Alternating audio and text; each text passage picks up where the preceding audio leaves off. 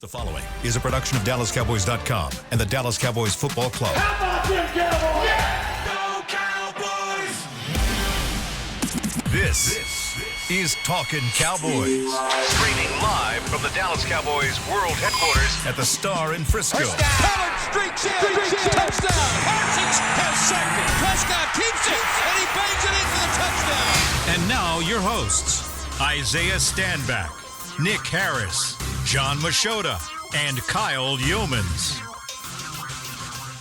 It's a Wednesday edition of Talkin Cowboys presented by Black Rifle Coffee Company, the official coffee of the Dallas Cowboys. We are live from the SWBC studios at the Star in Frisco alongside Isaiah Stanback, John Machota, Nick Harris, Chris Beam in the back. I'm Kyle Yeomans. Gentlemen, how we doing? Swell. Doing all right? Swell, man. You're coming in hot this morning. Coming in hot, baby. Hey, listen, I got a fan question. Competition's on the mind for Isaiah. Last year, my offer did not get accepted. Nope.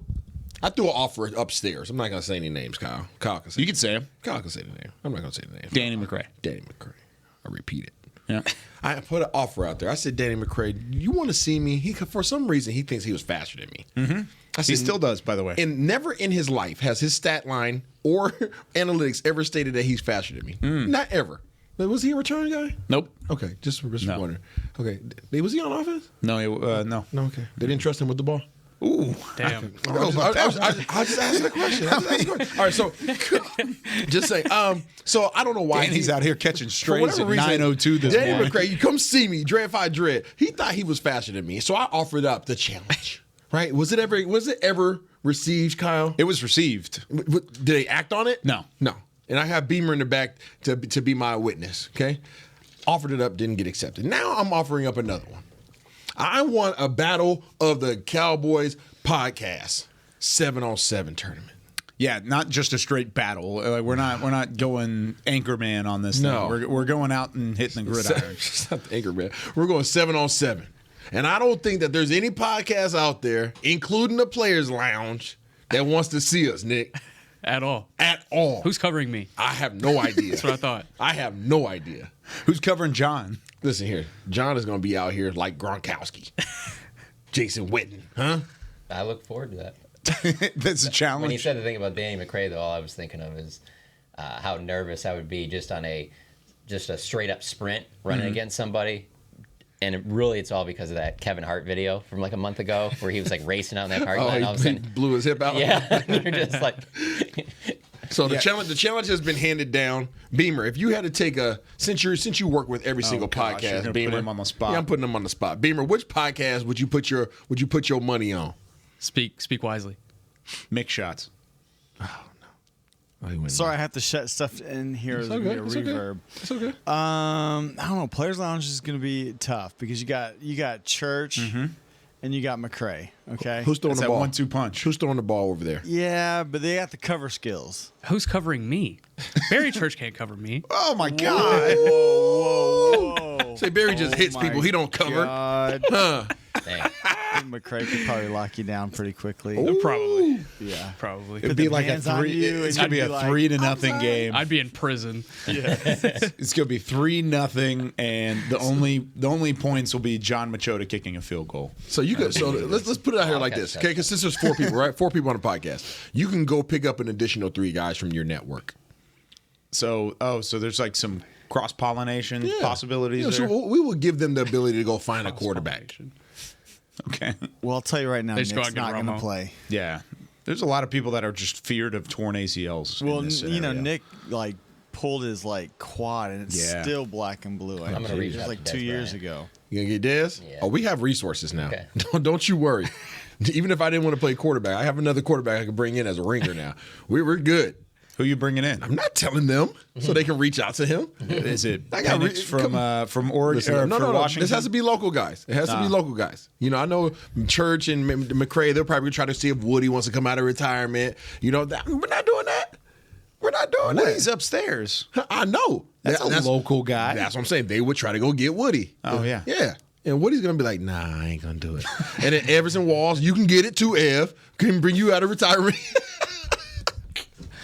Isaiah's having way too much fun with All right, this. that's too fun. Hey, but Beamer.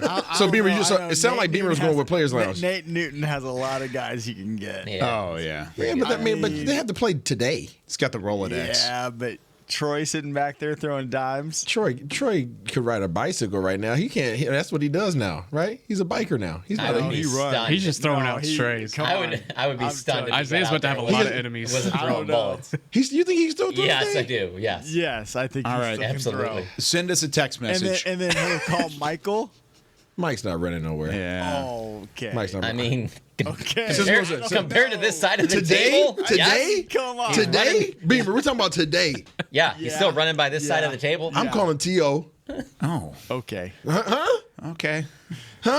Dio Is be he, like, how is much he you wanna showing pay? up? Yeah. He's still balling for sure. I'm calling T. New. Okay. Huh? Next He's thing, not next thing you local know, we're anymore, not by even. the way. He might be Yeah. local. We're just sitting there watching. We're just coaching. Real quick, T New is not local anymore. I'm sorry. He still has a house here. No, he does I not. don't think so. No. Secret. Send us a text Newman message. was in my wedding. I know exactly. I know. what he's I know. I doing. know. Who would win in a 7-on-7 style football showdown amongst the Cowboys podcast? 817-290-3298. There's your text line. That just happened. And if you had to add one person to each of There the you go. podcasts, Say one person. who would it be? Yeah, I like who it. would you pick? There you So go. there you go. There's the hypothetical. That just There you happened. go. Come see All us. right. Enough talk about that. News and notes, Nick. What's going on? Yeah, so Jerry Jones was on the Fan this morning. Got a couple of things to run through via John Machota's phenomenal tweeting this morning. We could start with Ezekiel Elliott, obviously making his return to AT&T Stadium on Sunday, and he was asked if there's any surprise or anything they're going to do for him pregame. And Jerry Jones said, "I don't want to blow a surprise." So, yeah, looks like we're going to have something pregame for Zeke. Okay, something for Zeke. What would you anticipate? Just a quick little ceremony or something big time? Maybe a video? I've seen they've done the videos for Ring of Honor. Ring of Honor. Yeah, they'll put him. No, they'll put him. Oh, in the that's Ring what of you're- Honor. Yeah, oh. they're gonna pull up the that's little blanket. And they're gonna So it have could be a him- 21. Yeah. All of a sudden, Stephon Gilmore has to switch Yeah. numbers. Like, yeah, it'd just be a No, whole I think thing. it'd be a video. Right? Yeah. Just do a video tribute. I agree. That's what they did for Witten. That's Yeah. what they did for Romo, his first game calling after coming back. So. I think they'll give him a video and a Salvation Army bucket. Yeah, is Oh, there going to be little a mini kettle bucket? involved? Is there going to be a kettle involved? I think there's got to be, right? Has to be. That would be cool. We are going to preview the Cowboys defense versus Zeke in that Pats offense, too. So Very cool. Speaking of, Jerry Jones was asked if Ezekiel Elliott not being on the team is contributing to some of the Cowboys' red zone issues early in the season. Here's the quote from Jerry: "Zeke's unique physicalness is physicalness a word? Physicalness is always nice to have. It is very good to have. We think of physical on short yardage, and we probably should, but I do not think that physicalness from the running back is contributing to us not getting in the end zone. It is not." I agree with this. I'm going to start here. I agree with this because I think the issues in the pass game are predicated around the issues in the red zone game are predicated around the pass game. They're just not getting guys involved. I think I cracked the numbers on it earlier this week, but Dak is 13 for 30 or something in that range in the red zone. Not getting guys involved. Brandon Cooks has yet to have a red zone reception. CeeDee Lamb has yet to really get going in the red zone as well. No receiver touchdowns across the board, but that's definitely important when you get down to the red zone. So it's mainly been running the ball that has found the most success. I don't think Zeke not being here has been the biggest catalyst in that. I think if they were constantly getting inside the 5 and not scoring, you could definitely point to that. While it might be a slight contributor, I don't think it's a big issue with their problem. The starting receivers not having a touchdown catch through the first 3 games is way bigger issue than anything going out the run game and short yardage and Zeke's physicalness. And you said yesterday you thought it was less of a personnel issue and more of a creativity and a scheme standpoint. I think they're connected. I don't Yeah. think you can separate them. Like I said, I think what your quarterback does best, he needs to run for it. So when you're able to run the ball, that opens up things, in the passing game. Now, can they line up and throw the ball? Absolutely, they can. But is that how they want to do things? Not at all. Yeah. What's next? Last note I have from Jerry's hit on the Fan this morning. He was talking about just red zone in general. He said the woes are, quote, something to note, but he doesn't see them as, quote, a long-range concern. He said, we got the guys to get it done, absolutely. So it kind of goes hand in hand with what we were talking about. Yeah, it kind of goes back and forth. And you're able to look at, what were the numbers again? I know you had charted them. You were talking about. Let me pull it up real quick. Yeah, the numbers in the red zone.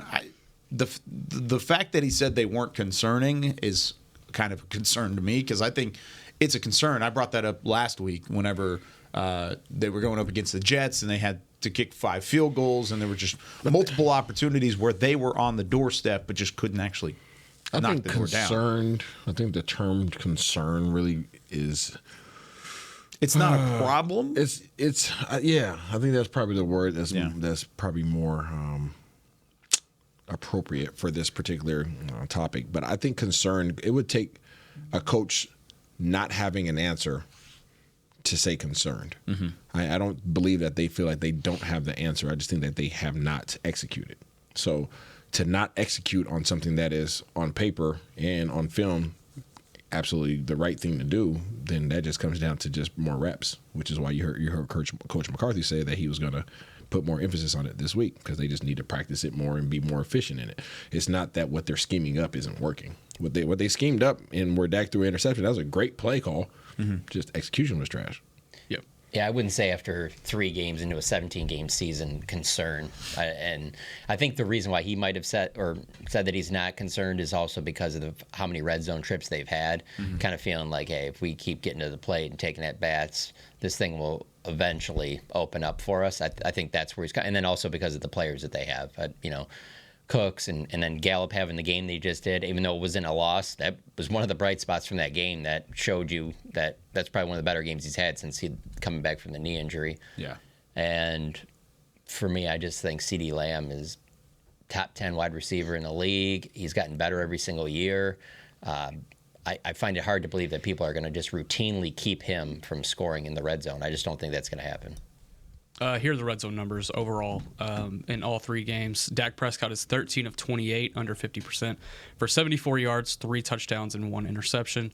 On the ground, 37 carries, 105 yards, and 3 touchdowns. Dallas's 40% touchdown percentage in the red zone is tied for 27th in the league. See, that's the thing. Like, if we're going to use a baseball analogy of getting to the plate and taking at bats, I don't want to be hitting 400 in this category specifically. Yeah, I know in baseball, 400 is a massive number, but you talk about in this standpoint, this was a team that was one of the best in the entire NFL last year in red zone efficiency. You got to keep that rolling. You got to get back to that and be able to finish off drives, because this offense, it goes back to what we talked about on Monday, I believe, Isaiah. This offense is not built. It's not predicated off of playing from behind. No. This is an offense that likes to play from ahead, win time of possession, take the air out of the football, move the chains. I mean, there's multiple things that it does. One of the things that it does not do well is charge down the field very quickly and hit that big-time play. They can do that, don't get us wrong. Yeah. But that's not what it's built to do. No, it's not. And I know a lot of people might not be able to connect the dots on that. So when we talk about this team is not built for big plays, think about Miami. Miami's built for splash plays. Like, that's what they're built for. They're built for guys catching the ball across the middle, wide open, and just taking off and gassing on everybody. Speed. Yeah, speed, right? The fastest guys in the league. Literally the fastest offense in the league. So that's a big play team, right? That's not to say that they can't do small ball. It just says that plays to their favor, right? To their advantage. Dallas is on the other side of that. Dallas has the ability to still make those splash plays, but that's not what they rely on, right? You go back to Kellen Moore. I feel like Kellen Moore relied on those big plays, which is why he took more risk. Coach McCarthy's a lot more what's the word I'm looking for? I just blacked out. Conservative? There you go. Conservative, okay? So Coach McCarthy's a lot more conservative, right? He wants to just ease his way down there. And then he'll splash in some shots just to keep you honest, right? Or just to give his guys an opportunity. But he wants to be more methodical. It plays to their advantage and plays to the entire structure of this team, not just offense. Yeah. Yeah, the red zone issue is become a little bit of a more focus for me, because I didn't think the defense was capable of playing as poorly as they did. So when they were having the red zone issues, there was a part of me that was like, probably only need to score 20, 25 a game to win most of these games. But then when you let the Cardinals do that, that changes a little bit of my thinking. And there's going to be some other games where they're going to have to score 30 to win. And coming into the season, even after these first 2 games, I didn't think that was going to be the case. I didn't think that you'd need 30 to win really any of these games. But now that's definitely changed for me. Points goes hand in hand with my very final note here on News and Notes. Does anyone want to guess when the Cowboys do not score 20 or more points in their last 21 contests, do you know the record? So anything less than 21 points. Anything less than 20 points, points, in their okay. last 21 contests. 5-16. I'll say it's a little bit better than that. I'll say like 7-13. That's 20. Oh, 21. 21 contests, 7-14. Math is hard. I couldn't remember 20 and 21. I kept flipping them. I honestly have no idea, so I'll just split it in the middle and say 6 wins. 0-21. Oh! Wow. They have 21. lost 21 straight games when not scoring 20 or more points. I hate it. So, Wow. found that quite interesting. That is interesting, sir. Found that stat yesterday. So, fun fact. For a team that's been predicated off of defense over the last 2 years, 3 years, really, wow, that's shocking to me, honestly, to see that. But it is a team that is 0-21. It is a team 21 that has straight. spent for the last decade plus much more money on their offense than That's they true. do on their defense. It's very clear when you go to one of those sites that where the money is being spent. Yeah. And now it's Diggs got his deal, Michael will get his. It is it'll shift a little bit there, but it's pretty obvious where the focus is. But 21 games, I mean, that's a season and change. I mean, that's one season and change. And throughout the last 2 seasons, what have we looked at as the identity of the Dallas Cowboys? It's the defense. for sure. And that's certainly what set the tone. Yeah. I know where the money's spent completely. Yeah. Yeah, I agree with that. The head coaches that have been hired, the last 2. Offensive. So Yeah. the last time they scored less than 21 a game, November 29th, 2018, Thursday night football game against the Saints, 13-10. If y'all remember that one. I do remember that. Yeah, it was a very weird game. I remember was a that weird one one. for sure. But yeah, 21 contests since then that they have scored 20 or less points. Took the L. Was that the game where Jalen Smith stopped Alvin Kamara at the goal line a couple times? You remember that? no. Was that at AT&T? Jalen Smith stopping, I want to say Deshaun Watson at the goal line. I remember that a little bit I'll against have to Houston. go. but Let me go see if I It can was the find it. Houston game. He stopped him. Maybe that's Yeah. what it was. Who stopped Alvin Kamara at the goal line then? Was it not Jalen Smith? might have been in that. Was it Leighton maybe? Did he I don't swipe? remember. I'll have to Sure. go find it. There's definitely a play in there somewhere. All right. Let's take our first break. When we come back, we're going to take a look around the National Football League with our guy John Machota. We have some national storylines to hit, and we'll get our reaction to that with more Talking Cowboys right after this. Todd thought it would be secure to jog in the cheetah savanna. Todd believed the big cat repellent he bought online was reliable. And now, Todd is trying to be faster than this cheetah that can run 80 miles per hour. But the good news is, Todd has AT&T 5G that is fast, reliable, and secure. And he learned the best thing to do is stop running and toss her the backpack with the beef stew. AT&T 5G. Fast, reliable, secure. It's not complicated. 5G requires compatible plan and device. 5G may not be available in your area. See att.com/5G for you for details. Black Rifle Coffee Company serves premium coffee to people who love America. When you drink Black Rifle coffee, you are directly supporting veterans, law enforcement, and first responders in your community. Black Rifle's expert roasters love coffee almost as much as Texas loves football, so it makes sense that America's Coffee partnered with America's team. Go online at blackriflecoffee.com and fuel up with the official coffee of the Dallas Cowboys. That's blackriflecoffee.com to fuel up today. Cowboys fans, after that move, we've just coined the term Rowdy Replay. Let's roll back the tape. Okay, there's our mascot Rowdy cheering on the boys, and now he's on his phone, on his Bank of America mobile banking app? Staying on top of his finances with his virtual financial assistant, Erica. Bank of America's digital tools are so impressive, Cowboys fans just can't stop banking. Learn more at bankofamerica.com/can't stop banking. Erica is only available in the English language. You must download the latest version of the mobile banking app, only available on select mobile devices. Message and data rates may apply. Member FDIC. Welcome back into Dear Doctor, the show where I answer life's questions with an ice-cold can of Dr. Pepper. Sheila, let's hear from our next caller, would you? Dear Doctor, my friend supported me during a tough time, but what's the right gift that says, thanks for being a shoulder to cry on? Okay, this one's easy. I say give her a delicious Dr. Pepper. Nothing says, thanks, girl, better than a one-of-a-kind soda. Yes, any Dr. Pepper flavor will do. Now, just a reminder that I don't need to be a real doctor to know that Dr. Pepper is the one you deserve. Back to Talkin' Cowboys.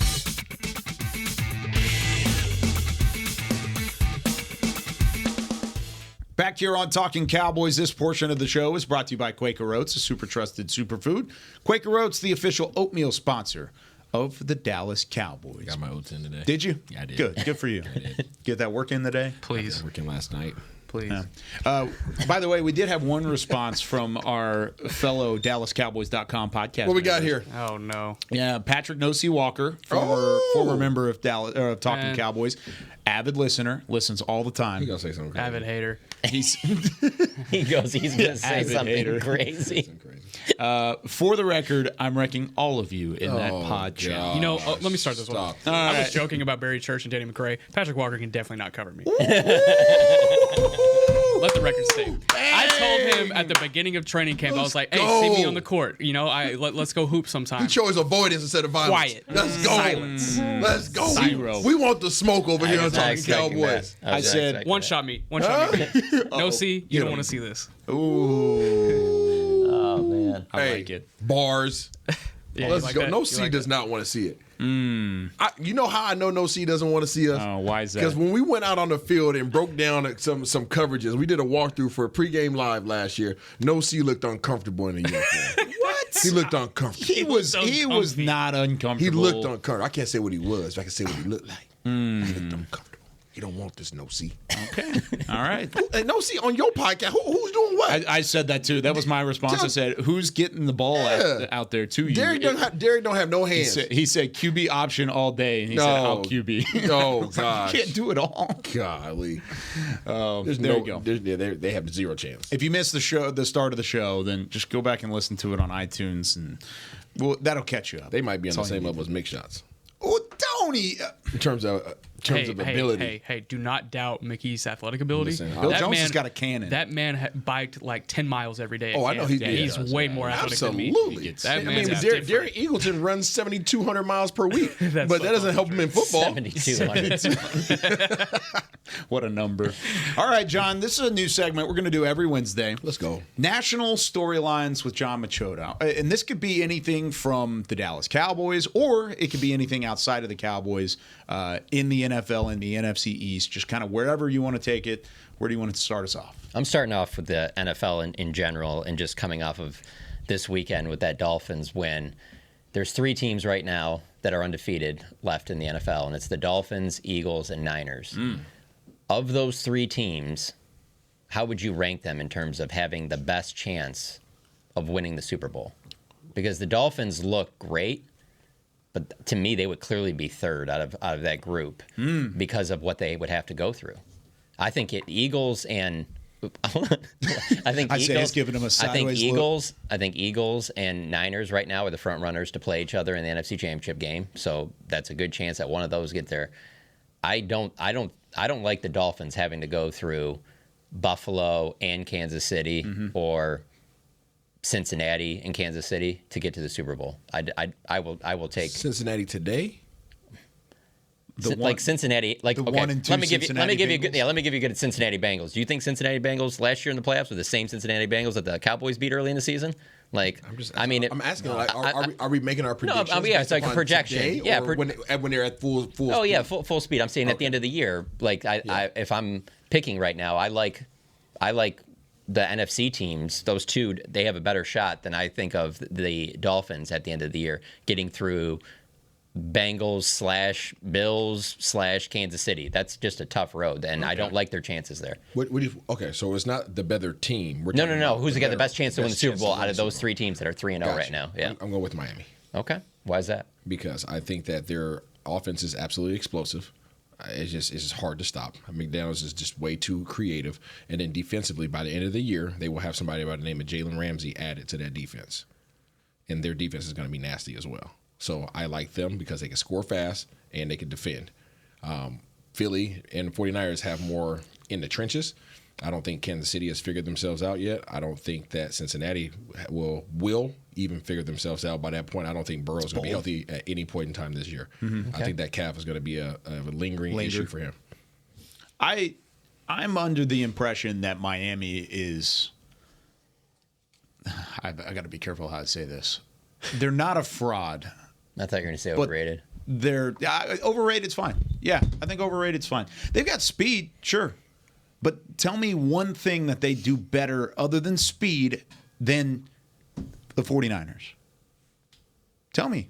What do they do better than the 49ers other than the speed? More explosive pace. That's speed. That's not just speed.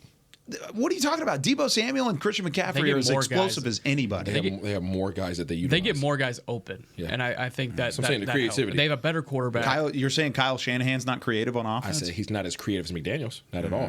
So, but you don't think I would trust Kyle Shanahan? Not at all. And I'll take Tua all day long. But hold on, if you're going to bring up the Joe Burrow thing, then I got to say, then you're also betting on Tua to stay healthy all season. Yes, you are. Absolutely. You said full speed. You said full steam. Yeah, full speed. So you're betting on him to be absolutely. If the Bengals are full speed, I'm taking the Bengals over the Dolphins any day. Same thing with the Chiefs. If the Chiefs are full steam, even with the wide receiver questions that they've had, if they figure things out from a pass catcher standpoint, give me the Chiefs over the Dolphins all day. I don't fear Cincinnati. For me, I'm going to split them right down the middle. Split the NFC teams right down the middle. I'm going Philly, Miami, San Francisco. I think Philly with the addition of DeAndre Swift it's going to be really Philly with difficult. this offense. Excuse me? With this current offense that they have. I mean, if they're not forcing to throw the ball on first and second down every drive out, then yeah, they'll have it figured out. It's not a question mark. I think I would go San Francisco, Philly, then Miami. Those would be my three. That would be mine as well. Yeah, I think that's where I would head up. Miami's really good. Don't get me wrong. Miami's also not battle Miami tested. was really good last year. Just me seeing Miami having to go through those two teams in the AFC and then beat the Niners, like, hey, do it. Have fun. Get after it. Go get them. Yeah. That's all you. And that's the thing is Philly and the 49ers have at least been there before with a considerable core from what their teams are made of right now. I'm telling you this. I was looking Miami at the has never been close. I was looking at the offense for Miami. I think that was, what is today, Wednesday? It was on Monday because I wanted to go back and see how somebody gave up 70 points in an NFL game. I was looking around at those weapons and I was like, man. Have fun. They have some weapons. I wish. And their coach is amazing. Yeah. Their coach is amazing. He's different. He's a different dude. Miami's different. Miami's different. The reason why he's a head coach is because of his ability to get everybody open. Who's the last real different coach though that won that Super Bowl on the first time getting in the playoffs, making a deep run like that? Because I feel like all those Sean McVays, Kyle Shanahan, you got to kind of knock on the door a little bit before you finally get there. Why didn't Miami not make the big run last year? I always think of Tua always getting hurt. That's my whole thing. If you tell me they keep building on this and Tua stays healthy and all that, don't get me wrong. That's why I'm bringing them up. I do think they have a chance. It's just that I got to see it just because they haven't been one of those teams that's been there really since probably the team that went undefeated. I hear you. I'm not back going in, what was that, 70? I'm not talking about history. Because even with the Dan Marino teams, it was always like, oh, this is so exciting, but you're just like, I don't think this is really going to do it. History doesn't really mean. No, I know. History but I has nothing to do with these guys now. But I will say though, I do think history speaks a lot, and I can stand. Hey, call me out if anyone's listening and you can think of one. But I just can't think of any coach that just boom, first time, boom, in there, gone, Super Bowl, got it. Everyone has to knock on the door before they get it. I guess maybe Mike McCarthy with that Packers team. See, but even he went it was a few years, right? Yeah, or a couple times. Not to the Super Bowl, but he had gone to at least the championship game prior to that, right? I don't know if they did. He started in 2006, right, with the Packers. Yeah, something like that. So it's been a couple years. Did Sean Payton go right away? Was that? I know it was early in his time with the Saints, but I don't know if it was right away like that. But maybe we'll have to do some research. To be honest with you, I'm just happy that there was some debate on it because I thought it was going to be kind of no one cares. It's three teams. Miami's dangerous, and Dallas. I can't wait for that game. The next one I had for you guys, because I feel like we just have to talk about it because it's such a big deal right now. And Jerry was asked about it on the radio, and this can be just real quick, but I'm just wondering your guys' thoughts on, do you think if this Taylor Swift stuff keeps building, that in any way it could be distraction for the Chiefs? If she's going at, I know she's got a tour still going on and stuff like that, but where it has just been the biggest story this first week. I think they had over 24 million viewers for that game, and it clearly wasn't because the Chiefs were playing the Chicago Bears. It was the most watched game this week. The 400% Travis Kelce jersey sales have increased. 300,000 new Instagram followers for Travis Kelce. Do you think at all that could be a distraction, or because of the fact that they are pretty battle tested, been there, done that for the better part of the last 5+ years, that it won't be in it? The only reason I bring it up is because I remember there was a thing Bill Parcells would always say, but now he was talking about quarterback, but didn't want celebrity quarterback, didn't want all that type of stuff like that. But for a tight end like that, do you guys think that will be a distraction at all for them? I don't know, man. I know we had a lot of people dating famous people when I was here. Nobody cared. Yeah. Romo was dating. See, but it wasn't somebody. Taylor Swift, though. Yeah. Miles Austin was dating Kim Kardashian. Oh, yeah, that's right. Tony Romo was dating Jessica Simpson. Like nobody cared. Yeah. Okay. The Miles Austin thing, that was a memory I did not remember. Like I did not think I had. But now it just came flooding. But I completely forgot about that. Yeah, you're welcome. Wow. Here's some numbers here from we have a lot going on over here. courtesy of Front Office Sports. 400% spike in Travis Kelce jersey sales. Kelce's podcast ranks #1 overall on Apple. Kelce has added 383,000 Instagram followers. The Kansas City game on Sunday had 24.3 million viewers. It was the #1 game of the week, and it had a 63% jump in female viewers aged 18 to 49. Okay. Again, we didn't have to stay on that bear line. I just wanted to touch on that real quick. The other one is because of how badly the Broncos have played, I feel like we're in such a time now where any little thing goes wrong, all of a sudden everybody's entire career doesn't matter, and now all of a sudden everyone's questioning Sean Payton. Mm-hmm. And so me, selfishly, I just wanted to ask this, especially because Isaiah's on the show. So because everyone's already downgrading Sean Payton immediately, I've noticed that on a bigger scale with who I think is the greatest NFL coach ever, and Bill Belichick, and now all of a sudden it's like, well, look what he's done. It was all Brady. So I've always been a person where again, this is coming from being someone that grew up watching just some of the worst Lions football, I always said that I would rather have Belichick than Brady because of the fact that I don't think Tom Brady with those Matt Millen teams is getting anywhere, whereas Bill Belichick can reset the entire thing. He's in charge of players. He's in charge of coaching the team. I think there's a better chance to turn it around with him. But with that being said, Tom wins the Super Bowl without him. So I wonder what your guys' percentage is on who was more important. With the Cowboys about to play the Patriots, what's the percentage? Who was more important to that Patriots dynasty, Tom Brady or Bill Belichick? And how far away is it? Is it 50-50? Is it more Brady? Is it more Belichick? You were in that room. I want to let you start. Yeah, that's why I wanted to ask this. That's tough.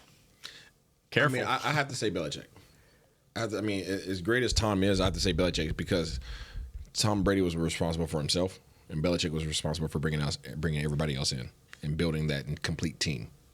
So we obviously know how dominant Tom Brady was, but there was a defense out there as well. There was a special teams out there as well. So I think that holistically, Bill Belichick is more important to that entire organization than just a Tom Brady. Would you, if you were to ask this same question to your teammates, to the guys that were in that room, would they all say something similar? I don't know. I can't speak. What would you think the percentage would be? I don't know. I really don't know. There's some guys that have some really good relationships with Tom, so it might be swayed that way. A little bit different. But I think about it from the organizational standpoint, right? We had some really good defenses out there when at least my time that I was there, and they got Hall of Famers that were on those defenses as well. Yeah, a good amount of them. So my always thing I was bringing up. Actually, there's more Hall of Famers on defense in New England than there are on offense. Yeah. The way I always looked at it, too, was that I think Belichick had a lot to do with especially developing Brady early on because, to your point, some of those defenses early on in Brady's career, they weren't looking at him like they were towards the next 10, 15 years where it was like, no, we keep him in it. Tom can win this game. There was a lot more of that defense was so loaded. Obviously, Bill's one of the greatest, if not the greatest defensive coaches. So you just go down the line of all the defensive guys you could think about more polarizing defensive players in New England than you can offensive. Does that credit Tom Brady, though, on how crucial he was to the success on the offensive side of the ball? He gets a lot of. Obviously, he's huge. I know he's crucial, but we're talking about who was the most important. That's what I'm saying. I think Belichick was the most important, man, because you can have a great offense. You could be swayed just to the offense just because of Tom Brady and then ignore the defense, but you can't because Belichick put together one heck of a defense. And the reason why we still talk about Belichick the way we do today, the reason why we talk about this defense against the Cowboys is because of this defense. Yeah. This defense, no matter what, this defense is always solid. Tom Brady or not. Yeah. I'll say this. Whenever they were together and going on those runs, I was a really big hater of Tom Brady because I'm a hater naturally. And so I was always like, not as much as no C, but this is 70% Belichick, 30% Brady. If you had asked me at that time, that's what I would have said. Now I'd probably say it's closer to 50-50. Yeah, I kind of agree with you on that. Yeah. Last one I had. Do we have time for one more? Yeah, real quick. Yeah. Okay. It was the MVP favorites right now. Your guy Tua, Patrick Mahomes, Hurts, and Josh Allen. There's a significant drop off of those four are the top guys right now. Yeah, right now. These are like betting odds favorites. Yeah, But so projecting, what would you think? Who will be the MVP by the end of the season. At this pace. Yeah. Tua. Yeah, I think I would have to say Tua there too. But you also look at, I think there's like it's like an anti-recency bias with Patrick Mahomes. Like, let's not give it to him Absolutely. 3 straight years. Yeah. Like, I don't know if there's that kind of thought process in the voting aspect. Almost like with LeBron, where you're like, there's so many years you're like, well, LeBron is the most valuable player, but he didn't. But he didn't win it. But I take the history element out. I really like Men in Black myself. Like, neuralize myself from the past. Like, based upon right now, it's clear it's Tua. I wish you were more of had a vote in this stuff, because I think that there are too many people that do have a say in it that are the opposite of what he is. They do have a history. It's like, aspect. well, you know, all this stuff in the past like that. You got to neuralize yourself. But it is, it is about this season. It's not about your whole career. So yeah, I guess if Tua continues on this pace, it'd be hard to give it to anybody but him for if sure. the season ended today and that was the sample size, I would have voted Tua. I'll give it a really quick NBA comparison. The last 2 seasons before this last one, it was Nikola Jokic that had won the MVP. The second year, it should have been Embiid. But then this past year in 22-23, they just gave it to Embiid when really Jokic, that was the one he deserved the most. Yeah. So, it's weird how voters kind of go about those things. For me, right now, on this pace, I'd have to give it to Tua. Yeah. All right. There you go. So there's some national storylines with John Machota. I like that. A little change of pace. We talk Cowboys a lot. We're going to still talk some Cowboys when we come back. We're previewing the Cowboys defense versus Ezekiel Elliott and the Patriots offense. What is the challenge on both sides of the football for that one? When we come back with more Talking Cowboys right after this. They say champions are remembered, but legends are never forgotten. United Ag & Turf offers a winning lineup of John Deere equipment built to tackle any challenge on and off the field. Legendary John Deere tractors, combines, residential mowers, commercial mowers, compact construction equipment, Gator utility vehicles, and a full line of golf and sports turf equipment. United Ag & Turf, the official Ag & Turf equipment supplier of the Dallas Cowboys. Visit UnitedAgAndTurf.com to find a location near you. Are you ready to take coffee off your grocery list forever? Black Rifle Coffee Club is here to help. As a coffee club member, you'll get your favorite coffees roasted, packaged, and shipped to your door free of charge on your preferred schedule. Set it, forget it, and never run low on coffee again. Members also get exclusive deals on coffee, products, and discounts from partner brands. Ease your mind and let Black Rifle worry about your coffee supply.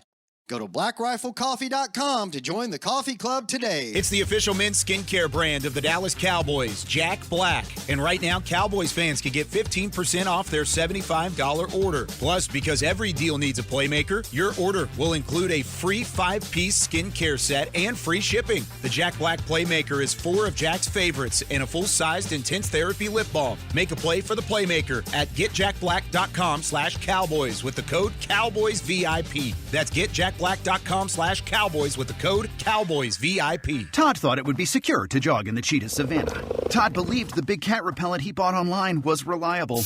And now, Todd is trying to be faster than this cheetah that can run 80 miles per hour. But the good news is, Todd has AT&T 5G that is fast, reliable, and secure. And he learned the best thing to do is stop running and toss her the backpack with the beef stew. AT&T 5G. Fast, reliable, secure. It's not complicated. 5G requires compatible plan and device. 5G may not be available in your area. See att.com/5G for you for details. Back to Talkin' Cowboys. Back here on Talking Cowboys, this segment of the show is brought to you by Invisalign, the official smile of the Dallas Cowboys. Preparing to preview the Patriots at the Dallas Cowboys, 3:25 kickoff this week on Fox. We've got Isaiah Stanback, John Machota, Nick Harris, Chris Beam in the back, and Kyle Yeomans. Nick, when you look at this matchup, is this your favorite unit versus unit matchup? The Cowboys defense versus the Patriots offense. Of course, we've talked about Ezekiel Elliott and his return, and that's going to be a talking point all week. But what kind of challenge is on both units to try and get the job done this week? What do you mean by favorite matchup? Would you think this is your favorite, Cowboys defense versus the Patriots, or the Cowboys offense? Oh, I see what you're saying. Yeah. I would say, that's a fun one. I would probably say the defense, just because there's a really good opportunity for them to bounce back this week. And it's they have some similar weapons as Arizona does, in the fact that they really like to use their tight ends. New England has through these first 3 games, so there's going to be a little bit of the same there. Even though Arizona didn't really use the tight ends last Sunday, they have had the history of doing that this season. So similar type weapons, but also just being able to go up against Zeke. I think that's going to be a challenge that everyone's going to be really excited about. Ramondre Stevenson is also a healthy challenge in his own right. You got guys like Kendrick Bourne in the receiving core, Juju Smith-Schuster, who, depending on who you ask, still has the juice, doesn't have the juice, but regardless, he's already up to double-digit receptions this year. So I think there's some interesting challenges that present themselves, but I think this defense has a really good opportunity to bounce back. Yeah, I would agree with a lot of that. I mean, there isn't like that one receiver that really stands out like a CD Lamb. Mm-hmm. It's kind of a group thing with them more so. The thing when I look at their offense, I just wonder how much are they going to try and do more with Zeke, with him playing in this game against the Cowboys, or are they going to try and keep it the same way as they have and not? I just wonder, like, especially if they get in the red zone, are they going to do anything more so with Zeke, like just because of how big this game is for him and things like that? Doesn't seem like that's a Belichick thing to do. Yeah. But that is one area where I'll keep my eye on. And then, Hunter Henry, good tight end, Gesicki. I mean, they've invested in that position certainly, but kind of like the Cardinals, there aren't a lot of those pieces that just jump out at me like, man, you got to shut down. Like for Bill Belichick, I feel like he's going to go out of his way to try and shut down CeeDee Lamb. I don't really look at this offense and go, well, you have to take this one player away or everything will. They kind of come at you from a lot of different spots. I know Billy O'Brien all too well. I sat in the room with him. He was my quarterback coach and my offensive coordinator when I was in New England. You know all these guys. Well, he brings his same guys back. Yeah. He likes consistency. That's true. He rotates between 2 offensive coordinators only. So being that one's a head coach now, he brought the other one back. But Billy O'Brien is the most intense offensive coordinator I've ever been around. Not even a question. This dude drinks energy drinks and is the most jacked up. I mean, you guys probably remember him from Hard Knocks in Houston. He's intense, and he's competitive as all get out. It's one of the reasons why he had to leave, because him and Tom Brady were so competitive that they I clashed. remember that on the sideline a couple times. I know a lot more. Yeah. There was a lot of intense conversations. He is that intense of a guy.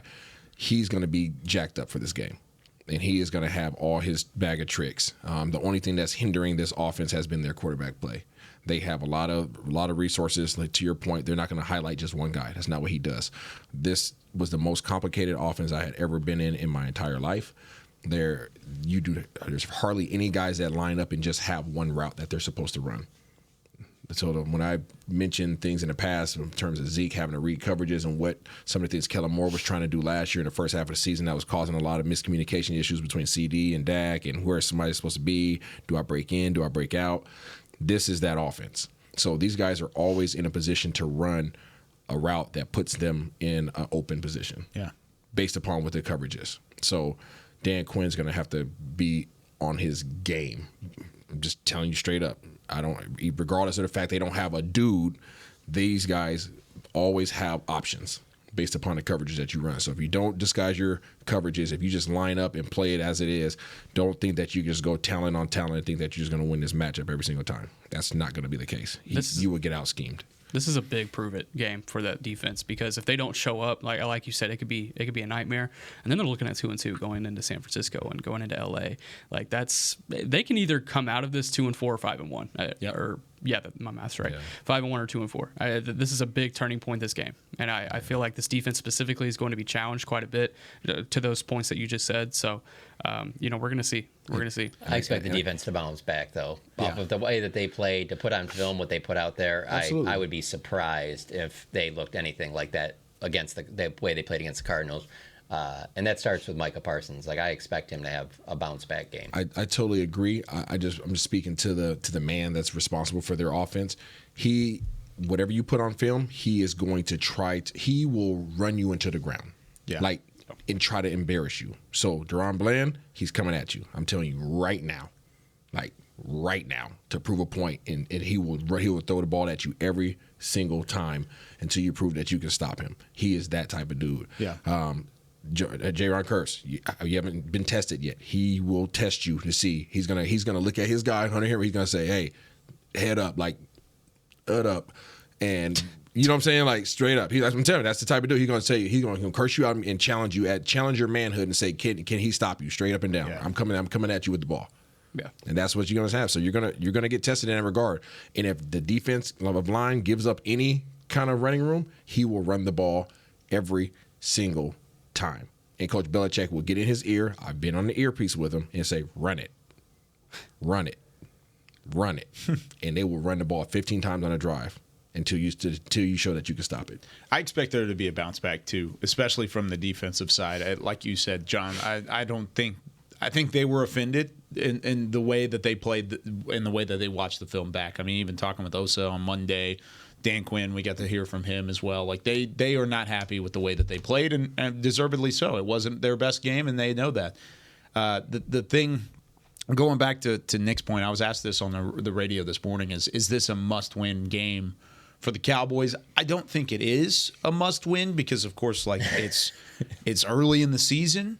But from a week, well, go ahead. Let me finish. From a week 4 standpoint, it's about as high as a must-win as you could possibly have. Because if you do go 2-2 against San Francisco, you lose that game, you're at 2-3. Then you could be at 2-4 after that. I mean, you're looking at the bye week being a complete reset. In a bad way. I mean, it could be. You can just catch up on that back end when you go Buffalo, Miami, Detroit. Just knock it all out. Yeah. It's like 2018 when they went to the bye week like 3-4, or whatever it was. But it would be. I understand what you're saying. It would be a down. It's not a must win because you're not in a 100% playoff or go home atmosphere. Like it's not a must win, but it's very close to being that at week 4. If they lose this week, Isaiah, the way you're looking at me, they're in trouble. If they lose this week, they're in trouble. Are they going to miss the playoffs? Possibly. You can't 100% say that. So it's not a must-win. So when you say must-win, it's the term must-win is thrown around way too much. You're absolutely correct. Ding. For their psychology, for their mental, this is a must-win. Sure, absolutely. But it's not a must-win from a probability standpoint. No, not at all. No, that's why we have to be very specific about how we apply that term. From their mentality, they have to have this game. No. And they are going to the defense has to be dominant. I'll put it that way. The defense has to be dominant in this game. We'll talk about their defense because this is another balls to the wall defensive line across the board. They don't stop. Yeah. And there's not really the weaponry that you look at. I mean, there wasn't really last week with Arizona either. But there's not really a weaponry with this Patriots offense that scares you if you're the Dallas defense, right? But I will tell you, looking on paper, that thing scares me more than the Cardinals one did. Yeah. Which is and the Cardinals one, they had a bunch of guys there that were doing some things that you're just like, he'll remember that game for a long time. But they had speed on the outside. They had the scheme. There were things that the Cardinals did. It's a completely different attack from a Patriots standpoint, though, right? Totally, dude. This is cerebral. This is going to be straight cerebral. So, again, if you show any weakness, that's where they're going. They're attacking that weakness. But anybody and everybody can get the ball on this team. It's not about one guy. They don't care. I mean, look at the history. I mean, you could be a 7th running back on the depth chart, and you're still going to run a touchdown. You know, like it doesn't. They don't care who gets the credit. They really don't. This is all about team out there. Run it. I mean, really, that's been for most of Belichick's time in New England. I mean, I know they obviously had the Gronk years and the time with Randy Moss, but for the most part, it has been spreading it around to a bunch of different guys that you really don't know from week to week, and even going to some of those Super Bowls, like you would go in thinking that, okay, well, you got to take away Edelman or something like this, and next thing you know, they're throwing 15, 20 passes to the running backs in a flat, So, yeah, it'll be interesting to see. I think this matchup is a better fit for the Cowboys than the way the Cardinals played. But I keep going back to I'm just stunned that Cardinals group of weapons did what they did against this defense. And to your point, Stevenson, the running back, has the 4th most targets on this team and the 3rd most yards. Receiving? Yeah. Utilized. Yeah. Yeah, they don't care. Tight ends and running backs, that's their bread and butter. Absolutely. That's their bread and butter. Middle of the field. That's why I said, I mean, look how much they've invested in receivers throughout the years. Curse, get on your horse. You better strap your ankles up. Just like the Players Lounge when they play us 7-on-7. Woo! Ooh, you better wear ankle braces, baby. That does it for us here on Talking Cowboys. Tomorrow we'll have Isaiah's QB Vision, the scouting report of the Patriots defense. We'll look ahead to the Pats and the Cowboys. 3:25 kickoff on Fox on Sunday. For Chris Beam, Isaiah Stanback, John Machota, Nick Harris, I'm Kyle Yeoman saying so long from the Star in Frisco. We'll see you tomorrow with more Talking Cowboys. This has been a production of DallasCowboys.com and the Dallas Cowboys Football Club. How about this, Cowboys?